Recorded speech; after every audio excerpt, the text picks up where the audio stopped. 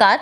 सुनते हैं निराला की लिखी कहानी जिसका शीर्षक है परिवर्तन।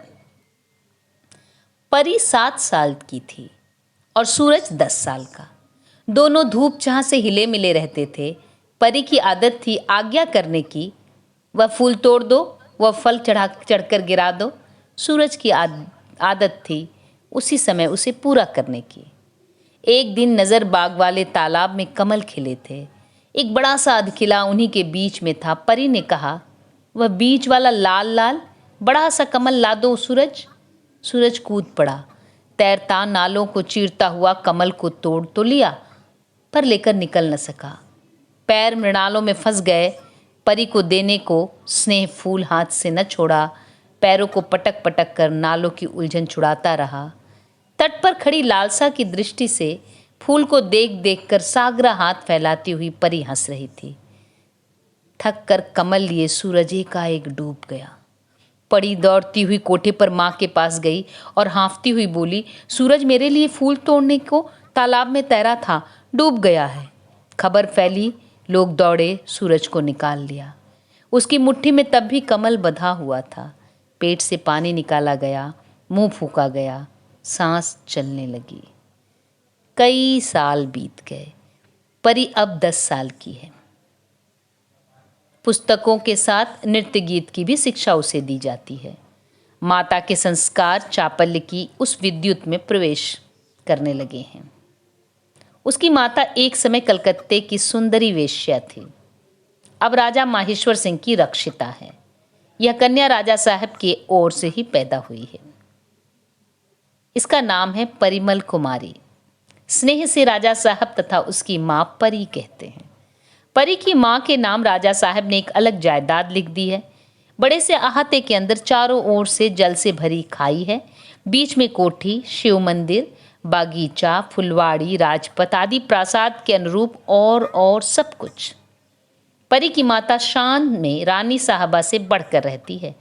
परी का खर्च कुंवर साहब से ज्यादा है। सूरज ड्योढ़ी के जमादार शत्रुघ्न सिंह का लड़का है। शत्रुघ्न सिंह किसी तरह नौकरी से गुजर कर रहे हैं। ऐसी जगह जाकर नौकरी की है जहां आस पड़ोस का कोई आदमी नहीं। इसलिए एक प्रकार उनका जीवन अपने कर्तव्य और पुत्र स्नेह में ही पार होता है। सूरज इस समय मिडिल क्लास का विद्यार्थी है।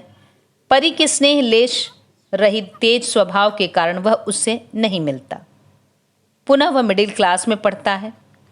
परी से वह ऊंचे दर्जे में ज्यादा पढ़ा हुआ है। इसका विचार परी नहीं करती। जो काम उससे करवाती है उसके कारण वह लाज से मुरझा जाता है, इसलिए नहीं जाता। परी के निकलने के समय कोठी में नहीं रहता।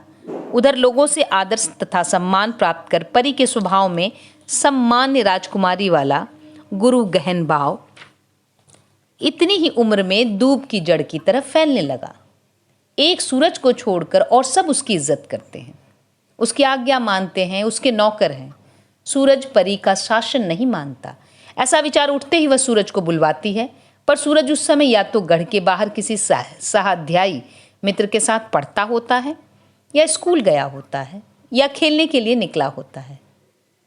ठीक 12 बजे दोपहर को सोचकर इतवार के दिन परी नीचे उतरी। सूरज उस समय पिता के साथ भोजन कर रहा था। एक नौकर चुपचाप दौड़कर देख आने के लिए भेजा।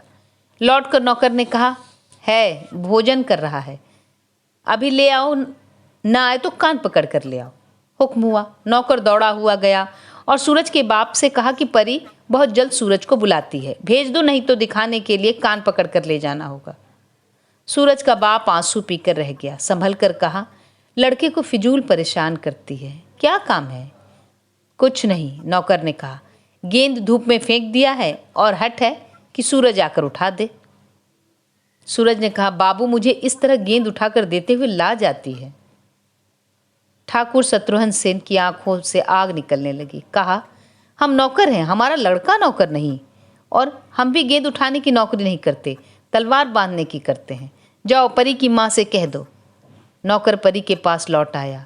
कहा, सूरज ना आवेगा, शत्रुघ्न सिंह बिगड़ रहा है।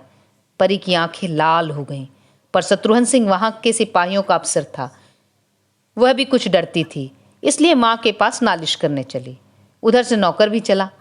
परी और नौकर की बातें सुनकर पूजा समाप्त करके आई हुई पहले कामलता दासी, अब श्रीमती रानी कामलता देवी तिनक कर द्रुतपद राजा साहब के कमरे में गई। राजा साहब का स्थायी निवास उन्हीं की कोठी में रहता था और आंखों की पुतलियों को भौं के पास तक चढ़ाकर एक झटका गर्दन को देती हुई बोली, ओहो, यह तो न होगा। सुना तुम्हारी परी कभी कभी सुरजुआ को बुलाकर खेलती है। इससे उनके पिताजी की महान मर्यादा जाती रहती है, क्योंकि उनके पुत्र अब दफ्तर के बाबू की जगह लेने वाले हैं। मैं पूछती हूँ, ऐसे आदमी को रखने से फायदा क्या है? उसको निकाल दो। राजा साहब ने आज्ञा दी। रानी कामलता देवी ने कहा, परी के सामने पिता और पुत्र दोनों को कान पकड़कर गढ़ से बाहर कर दो। पुरस्कार की लालसा से 2 सिपाही शत्रुघ्न सिंह के मकान की तरफ दौड़े। परी हंसती हुई वहीं से देख रही थी।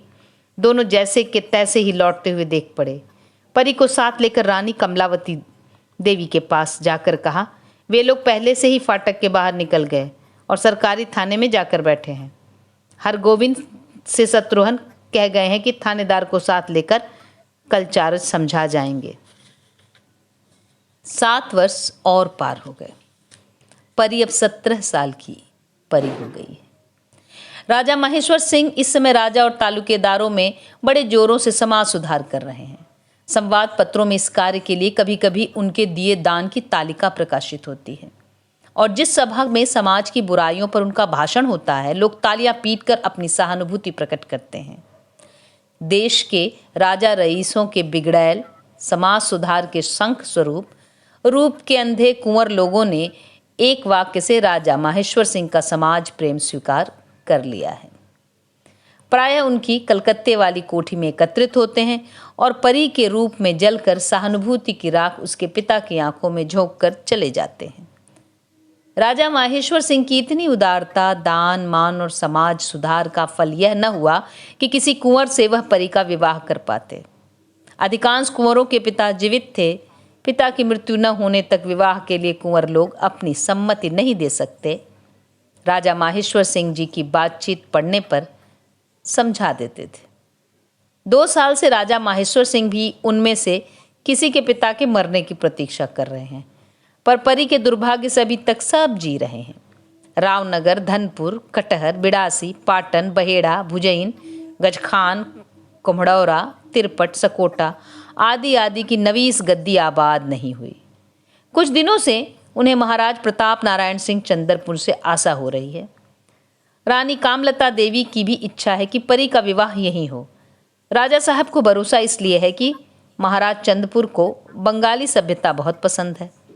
समाज सुधार के नाम से प्रसिद्ध राजा माहेश्वर सिंह से जब वह पहले पहल कलकत्ते के ग्रैंड होटल में मिले थे, तब बंगाल की सभ्यता की बड़ी तारीफ की थी और उनके समाज सुधार के लिए सहानुभूति दिखलाई थी।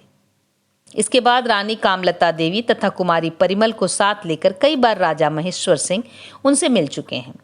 माता के साथ परी भी सहमत है, कारण वहां ऐश्वर्य और सम्मान अधिक है। आज महाराजा साहब के सेक्रेटरी मिस्टर रैटलर साहब फिर राजा माहेश्वर सिंह जी को निमंत्रण देने आए हैं कि रात 9 बजे कृपा करके राजा साहब सपरिवार महाराजा साहब की कोठी में दर्शन दें। सपरिवार राजा साहब महाराजा साहब के साथ भोजन कर रहे थे और कोई न था। भोजन में राजाओं के साथ सम्मिलित हो भी नहीं सकता था। राजा साहब ने महाराजा साहब को गौर से परी की ओर देखते हुए देखकर आशा से पुलकित होकर कहा, महाराज अगर एक संबंध बंगाल में भी करें तो अच्छा हो, प्रांतीय सौहार्द इस तरह बढ़ता रहे। मेरी इच्छा तो है, महाराज साहब ने परी की ओर देखते हुए कहा। रानी कामलता देवी ने मुस्कुराकर कहा, आप मेरी परी से विवाह कीजिए। बड़ी सभ्यता से महाराजा साहब ने कहा, आपकी आज्ञा मुझे सिरोधार्य है। दिन ठीक करने को एकांत में महाराजा ने आज्ञा दे दी। लौटकर राजा माहेश्वर सिंह ने रानी कमलावती देवी से कहा, पहाड़ी हुस है, परी को देखकर पागल हो गया, हमें तो अपना मतलब गांठना है। विवाह से पहले महाराजा साहब ने कहला भेजा कि आप तो समाज सुधारक हैं, विवाह में व्यर्थ खर्च क्यों किया जाए, वही रकम जिस सार्वजनिक संस्था को आप कहें दे दी जाए। प्रस्ताव राजा को भी पसंद आया।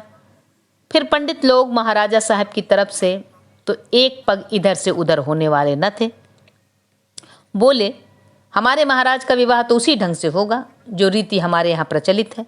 उदार राजा महेश्वर सिंह ने यह भी मंजूर कर लिया। विवाह का दिन जहाँ तक शीघ्र किया जा सके स्थिर किया गया। राजा साहब को महाराजा साहब के यहाँ की सभी प्रथाएं मंजूर करनी पड़ी। इसीलिए विवाह के दिन राजा साहब को अपने कुछ आदमियों, रानी कामलता देवी तथा परी के साथ महाराजा साहब के ही मकान जाना पड़ा। राजा साहब अपनी तरफ से कोई ब्राह्मण पंडित नहीं ले गए थे। उन्हें ब्राह्मणों के मंत्रों पर विश्वास न था। मंत्रोच्चार करते समय ब्राह्मणों को दासी ग्रहणम कई बार कहते हुए सुनकर राजा साहब चौंके, पर संस्कृत अच्छी पढ़ी न थी। सोचा यह भी कोई रीति ही यहाँ की होगी। इस विचार से चुप हो रहे। कन्या दासी समर्पणम से दासी ग्रहणम सब पूरा हो गया। प्रधान पंडित ने कहा, राजा महेश्वर सिंह जी ने हमारे महाराज को दासी रूप से अपनी कन्या का समर्पण किया है। राजा साहब को शब्द बुरे लगे। पूछा, दासी रूप क्या है? प्रधान पंडित ने कहा, आपने अपनी कन्या महाराज की सेवा के लिए दी।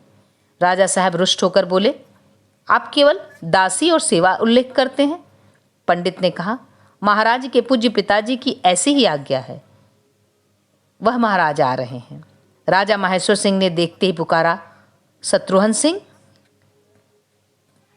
चुप, कान पकड़कर निकाल दिए जाओगे। पास ही खड़े महाराज के एक शरीर रक्षक ने कहा। राजा महेश्वर सिंह? महाराज शत्रुघ्न सिंह ने कहा, तुम्हारी जैसी लड़की है, हमने वैसा ही विवाह कराया है। हम अपने विपक्ष के सताए हुए राज्य से भागकर तुम्हारे यहाँ 2 रोटियों के लिए राज्य के हकदार बच्चे को लेकर गए थे। समय बदला, लड़के को गद्दी मिली। तुम और तुम्हारी यह 7 रोज तक हमारे यहाँ जूते उठाओ तो तुम्हारी लड़की को लड़की समझकर क्षमा कर लड़के के साथ एक आसन पर बैठने का अधिकार हम देंगे। क्षत्रिय होकर क्षत्रिय के साथ वैसा नीच बर्ताव तुम देखते रहे। धन्यवाद।